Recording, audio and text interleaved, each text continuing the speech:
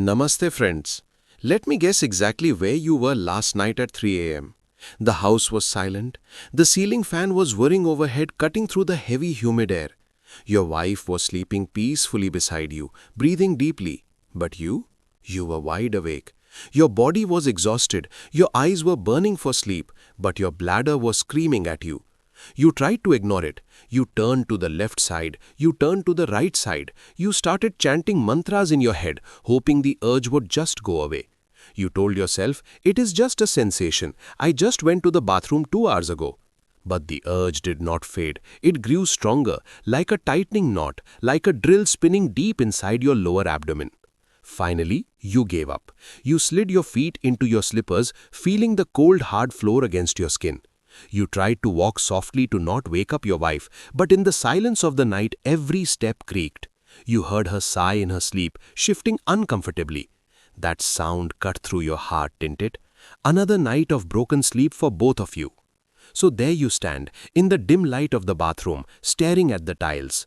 You are tired. You just want relief. You wait for the flow to start. And you wait, but nothing happens instantly. When it finally comes, it is not the powerful waterfall of your youth. It is weak. It is hesitant. It stops and starts drip, drip, drip. You feel frustrated. You feel old. And the worst part? After all that effort, when you finally crawl back into bed and manage to fall asleep for maybe 1 hour, the sensation returns. The alarm rings inside your bladder again. Welcome to the world of Ramesh uncle.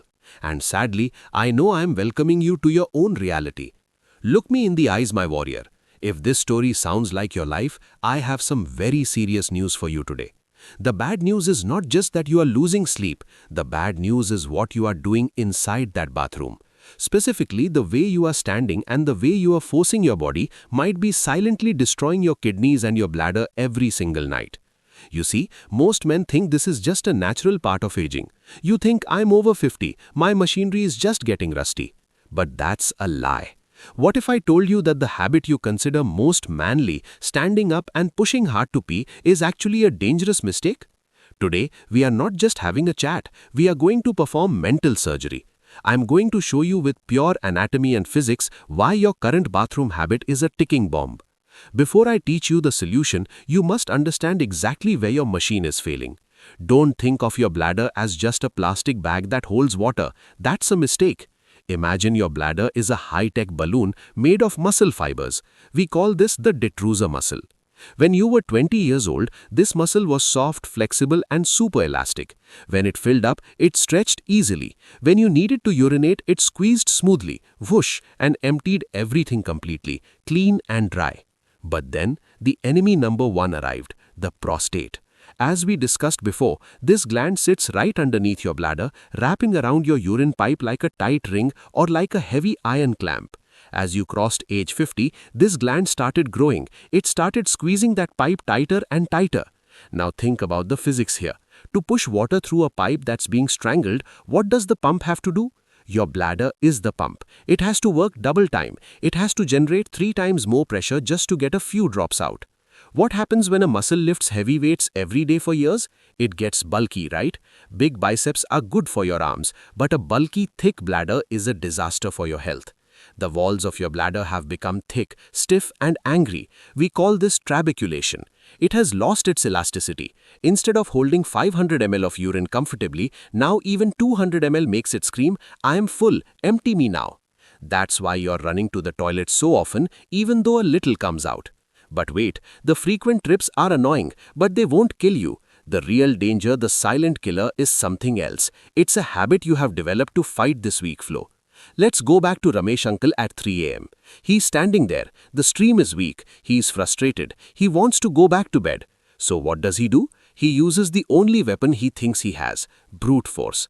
He takes a deep breath, he tightens his stomach muscles, and he pushes. He strains. In Hindi we say he applies zor. In his mind, the logic is simple. If the pipe is blocked, I must push harder to clear it. It's like squeezing a tube of toothpaste. The harder you squeeze, the more comes out, right? Wrong. Absolutely wrong. Your bladder is not a toothpaste tube. When you push with your stomach muscles, you are creating a massive amount of internal pressure. You're turning your abdomen into a pressure cooker. And this pressure is about to cause 3 devastating explosions inside your body. First, let's talk about the caves. Because your bladder wall is weak and stiff, when you push hard, the inner lining of the bladder starts to bulge out through the muscle fibers. Imagine an old bicycle tire. If you pump too much air into a worn-out tire, what happens? A bubble pops out on the side, right? A hernia on the tire. That's exactly what's happening inside you. We call them bladder diverticuli. These are like small secret caves or pockets that form on your bladder. And this is where the nightmare begins. Your bladder has muscle to squeeze urine out, but these new little caves, they have no muscle. They are dead zones. Urine flows into these caves and it gets trapped. It stays there. It becomes stagnant water. You know what happens to water that sits still in a dark, warm place? It becomes a breeding ground. These pockets become 5-star hotels. They hide there, multiplying, having a party. You take antibiotics. The medicine cleans the main bladder, but it cannot reach inside these secret caves. That's why your infection comes back again and again. And worse, this stagnant urine acts like old tea leaves at the bottom of a cup. It starts to crystallize. It forms stones. Bladder stones growing right inside these pockets. Imagine the pain of passing a stone. All because you thought pushing harder was the right thing to do.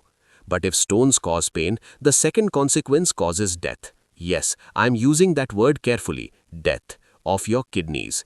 Your urinary system is designed to be a one-way street, downward traffic only. Kidneys filter blood, make urine, urine goes down to the bladder and out.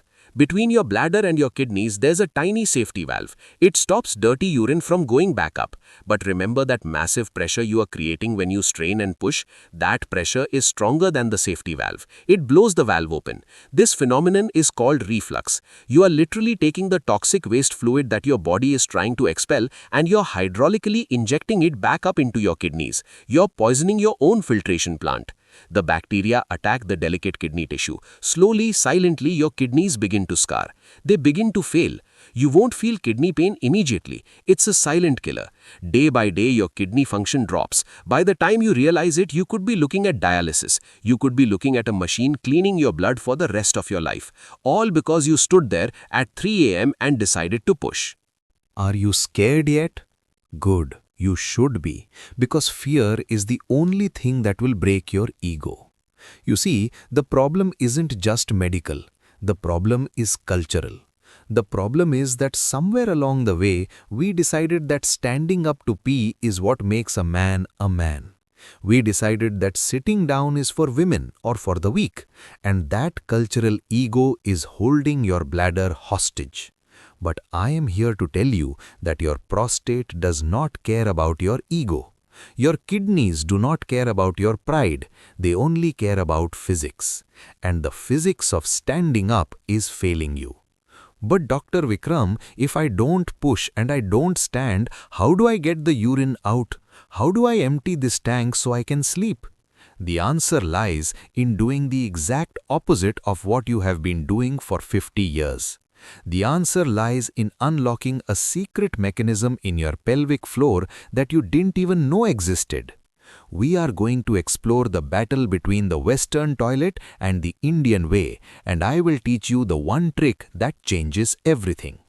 But first, you must promise me one thing. Tonight when you wake up, you will stop pushing. Do not treat your body like a broken machine. Treat it like a temple that needs a new ritual.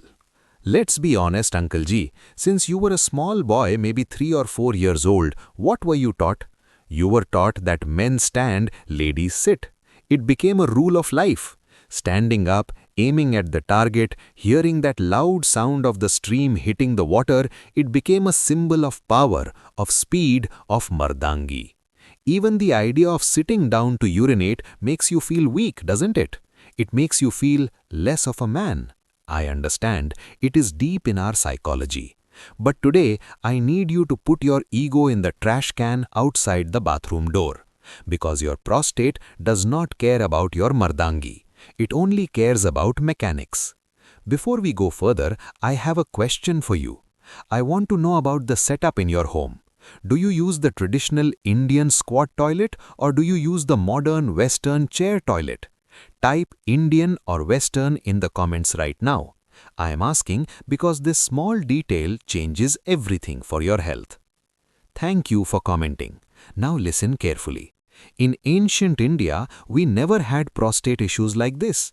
Why? Because we squatted. The Indian squat posture is anatomically perfect. It spreads the hips, it relaxes the muscles, and gravity does the work. But as we got richer and as our knees started hurting, we brought the Western toilet into our homes. And this created a disaster. We took a toilet designed for sitting, but we continued to stand in front of it. We combined the worst toilet design with the worst posture. Why is standing so bad for a man with an enlarged prostate? Let me explain the hammock theory. Imagine your pelvic floor, the bottom of your body, is like a hammock made of muscle. This hammock holds your bladder, your prostate, and your bowel. The pipe, urethra, has to pass through this hammock to let the urine out. Now stand up right now where you are watching this video. Yes, stand up. When you stand, what happens to your legs? Your thighs tighten to hold your weight. Your glutes tighten. And because everything is connected, your pelvic floor hammock also tightens up. It stretches flat and hard. When the hammock is tight, it pinches the pipe. So picture this. You are standing there asking your bladder to push urine out, but your legs are telling the hammock to squeeze the pipe shut. You are pressing the accelerator and the brake at the same time. No wonder you have to push. No wonder the flow is weak. Now imagine sitting down. When you sit, your legs are relaxed, your hips are loose. The signal to your brain says, we are resting. The hammock relaxes, it drops down, it becomes soft. And when the hammock relaxes, the grip on your urine pipe opens up. The door opens wide. You don't need to push, gravity takes over. This is not just Dr. Vikram talking, this is proven science. In 2014, researchers at Leiden University Medical Center in the Netherlands did a massive study. They compared standing versus sitting in men with prostate symptoms, LUTS. The result? Shocking. When these men sat down, the speed of their urine flow increased significantly. The amount of urine left behind, residue, dropped dramatically. The study concluded that for men with prostate issues, simply sitting down is as effective as taking medicine. Did you hear that? Changing your posture works like a medicine but without the side effects. If you are surprised by this fact, hit the like button on this video right now. Let's see how many men are brave enough to choose health over ego. But wait, simply sitting down on a Western toilet is not enough. If you just sit there like you are watching TV, slumped back, scrolling on your phone, you have solved 50% of the problem. Your bladder is still not in the right angle. You might still have that chai patti sediment stuck at the bottom. To get 100% relief, to empty that tank completely so you can sleep 6 hours straight, you need a special technique. You need to sit in a very specific way and you need to breathe in a very specific way. This secret technique involves the thinker's pose and a breathing method we call Apana Vayu in Ayurveda. It unlocks the bladder like a key. Are you ready to learn the exact step-by-step protocol to drain your bladder completely? So, how do we fix this? Do not worry, you do not need to buy expensive equipment, you just need to change your geometry. The protocol I am about to teach you is used by the smartest urologists in the world, but it is based on ancient wisdom. It has 3 specific steps: the base, the lean, and the weight. Walk into your bathroom. Look at your toilet. It is too high, isn't it? Most modern Western toilets are designed for tall Europeans, not for the Indian anatomy. When you sit on a high seat, your feet barely touch the ground. Your knees are below your hips. This is a disaster because it pulls your pelvic hammock tight again. To unlock your bladder, your knees must be higher than your hips. So here is your first homework. Buy a small plastic stool or Patla. It costs maybe 200 rupees. Place it in front of your toilet.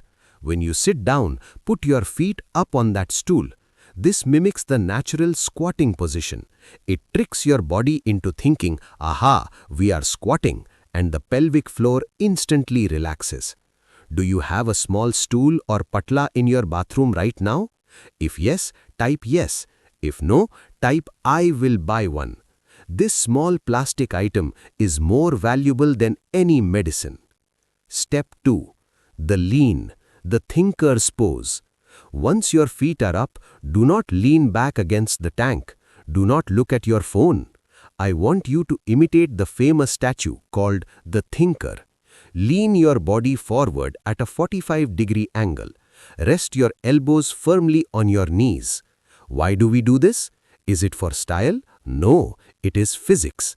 When you lean forward, the weight of your abdominal organs presses gently down onto your bladder. It acts like a natural compressor. It applies safe passive pressure without you having to push or strain muscles. It squeezes the bladder from the top down, forcing the liquid out of the chai patti zone at the bottom. Step 3. The Apana Vayu breath. Now, while you are leaning forward, do not hold your breath. Many men hold their breath and push. Stop that immediately. In Ayurveda, the energy that moves downwards, controlling urination and bowel movements, is called Apana Vayu. To activate it, you must breathe with your belly. Inhale deeply through your nose, letting your belly expand big like a balloon. Exhale slowly through your mouth, making a ha sound, like you are fogging up a mirror. Ha. As you make this sound, imagine your pelvic floor dropping towards the floor. This sound vibration relaxes the sphincter muscles. It signals safety to your nervous system. Try this breathing right now while watching. Inhale, belly out. Exhale, ha. Do you feel your shoulders drop? That is the feeling of Apana Vayu. Step 4. The double voiding, the 30-second rule. This is the most critical step.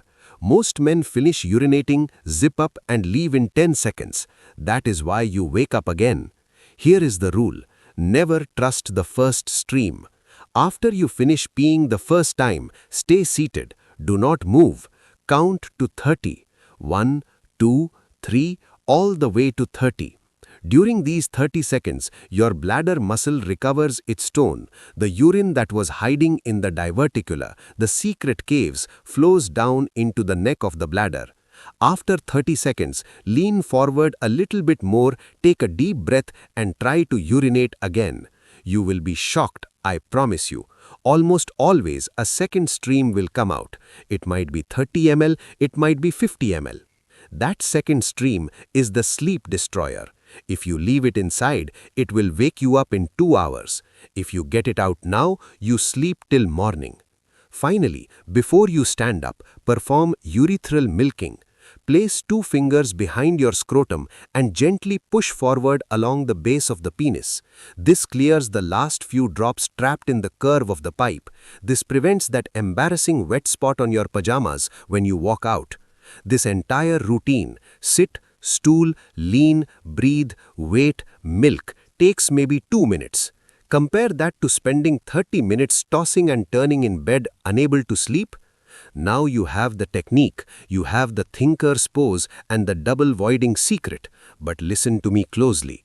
Even the best mechanic can't fix a car if you keep pouring the wrong fuel into the tank. So, to complete this protocol, we need to talk about input control. We need to talk about water and fire. First, let's talk about water. Many of you have been told, drink 4 liters of water a day for your kidneys. And being a good Indian uncle, you drink and drink. You gulp down 2 big glasses of water right after dinner because you forgot to drink during the day. Stop doing that. When you have an enlarged prostate, your bladder is already small. If you flood it with 500 ml of water at 9 p.m., where do you think that water will go at 2 a.m.? It has to come out. You must follow the water curfew rule. Imagine your city has a curfew at 10 p.m. No one is allowed on the streets. Your bladder needs a curfew too. Stop drinking all fluids 3 hours before your bedtime. If you sleep at 10 p.m., your last sip of water should be at 7 p.m. But Dr. Vikram, I get thirsty. If you get thirsty, take a small sip. Just wet your lips and tongue. Do not gulp a whole glass. You are not a camel crossing the Rajasthan desert. You are a man trying to sleep. Hydrate in the morning, hydrate in the afternoon, but let your kidneys rest at night. Second, let's talk about fire, the irritants. What is the favorite habit of every Indian family? Evening chai or maybe a late night coffee? Listen to me. Caffeine is a diuretic. It forces your kidneys to make more urine than necessary. It is also a bladder irritant. It makes the bladder wall twitch and spasm. And alcohol? That one peg of whiskey before bed to help you relax? It is a lie. Alcohol relaxes your brain, but it paralyzes the hormones that stop urine production. It guarantees you will wake up. And finally, spicy masala. I love spices too, but red chili powder, lal mirch, contains capsaicin.